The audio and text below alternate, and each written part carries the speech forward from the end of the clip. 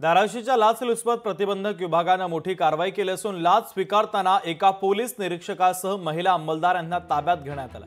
1 लाख रुपयांच्या लाचेची मागणी करून तडजोडी अंती 95,000 रुपये रक्कम घेण्याचं मान्य करून ती रक्कम स्वीकारताना 2 जणांना रंगेहात पकडलं।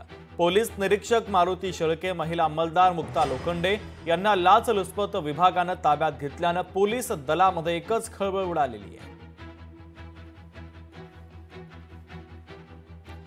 बोरिवलीमधील MHB कॉलनी पोलिसांनी 13 कोटींपेक्षा अधिक किमतीचे सोन्याचे दागिने चोरी केल्याप्रकरणी तिघांना अटक केली। आरोपींमध्ये राजकोटमधील 19 वर्षीय जिग्नेश कुचडिया, त्याचे वडील नाथाबाई कुचडिया आणि मित्र यश यांचा समावेश आहे। यांच्याकडून 13 किलो सोनं आणि गाडी देखील हस्तगत करण्यात पोलिसांना यश आलंय।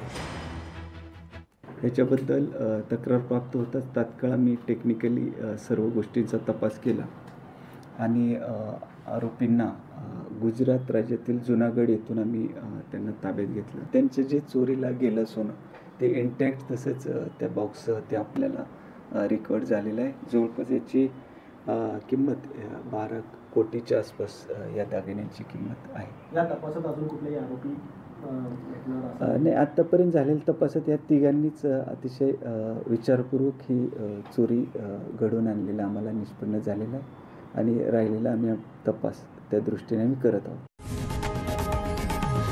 लोकशाही मराठी ऐका, पहा, जागरूक रहा।